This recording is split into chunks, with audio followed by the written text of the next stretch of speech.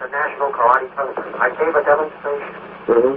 And at that time, William Dozier was doing the Batman and, and he saw it. So, he signed me up, and I did the Green Hornet, and then I went on and, did that Long Street. So how long did the Green Hornet series last? It lasted for one season. That's all. I thought it was longer than that. Yep. And then it went into rerun in the Orient and did much better than it did in this country, did it? Well, in a way, it established me here in Hong Kong. Uh-huh. Yeah. And then you stayed in the States, did some Long Street episodes, and then... Did you see the one that I taught James Franciscus? No, I didn't see that. I heard about it, though. Chance to, Yeah. When you get a chance to, Uh-huh. ask Paramount to show it to you. All right. Because it's worth seeing, really, because, that one, Sterling Silverphone, Him and I, we sit down and we wrote that thing together, You and James Franciscus? Yeah. The first one. It's called, in fact, the name is called The Way of the Intercepting Fist. That's the name of the episode. Oh. Okay. They asked me to go back, to do a television series. Uh-huh. Warner Brother was committed, they were offering me $25,000 to hold me to do a television series. This was after Green Hornet? Do it, Uh-huh. Then I went back to Hong Kong in 1971 and did a movie called The Big Boss. Right. And the damn thing just broke the all-time record. Now, Big Boss was produced by Raymond Chow? Yes. And the director was Lo Wee? Yes. How much did the film cost to make, do you know? How much it cost to make that film? Yeah. Very cheap. What is very cheap? Around 500,000 Hong Kong, which is like less than 100,000 US. And how much did it make? What was it? It grows in Hong Kong alone, around 500,000 US. Wow. Now, so it broke all-time record, and then, all the time before, Chinese flicks were kind of like, unrealistic and really, overacting and a lot of these jumping around and, anyway, all in all, it's not real, you know what I mean? Mm-hmm. So I came back and I introduced some new element into it, which is like, when I kick, I really kick and, and all that, well... Isn't that dangerous? Let me say this. Ultimately, martial art is expression of oneself. Uh-huh. And in your films, do you express yourself? Huh? You express yourself in your film? Yep. Honestly and as much as I can, Uh-huh. I did that, and then it was a huge success. And then the second... Wait, before we leave Big Boss, where was Big Boss filmed? Was that filmed in Hong Kong, too? Oh, it was filmed in Bangkok. And so the next one came out, and it broke the first one by over a million. Now tell me, was Lo Wee the director on Fist and Fury? Yes. And was Raymond Chow again the producer? Huh? Was Raymond Chow producer of Fist and Fury? Who produced Fist and Fury? Today, we're shooting today on location. Uh-huh. And we are called Enter the Dragon. Enter the Dragon. And it's my company that is producing it and I'm directing it. Uh-huh. And before we leave Fist and Fury, how much did Fist and Fury cost to make? The Fury is around 800,000 Hong Kong. Which would be, what is it? Over 100,000. Under 200,000 US. Uh-huh. And how much did that gross altogether? It grows close to $1 million US. 1 million. Hong Kong alone. Now, where else will it play besides Hong Kong? Well, the Big Boss, the first one, all-time record in Hong Kong and Singapore. In Thailand, Fist of Fury is doing the same right now in Singapore.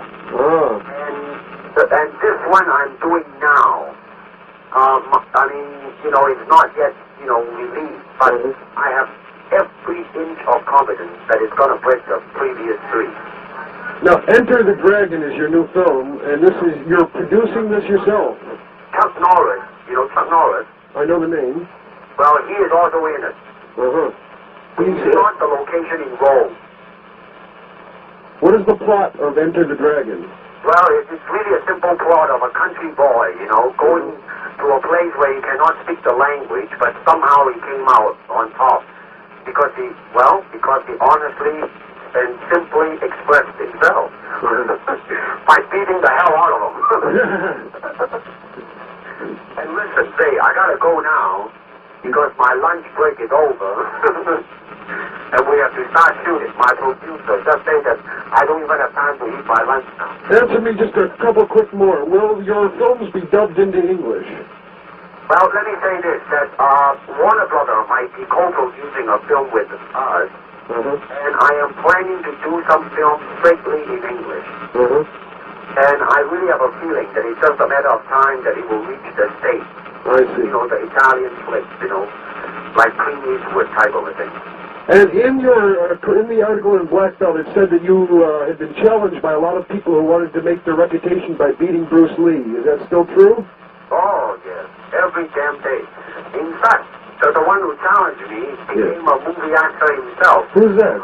Company beginning to hire him, you know. And of course, somebody, you know, he was punched out by somebody after the film. They got into a fight. I mean, people challenge me, right? Right. They don't like it, so somebody else challenged the guy who challenged me. I mean, it's like that type of a thing. Do you enjoy being an actor? Yes, every inch of it, because it's my way of expressing myself. You know, I mean, it's a phenomenal way, which is,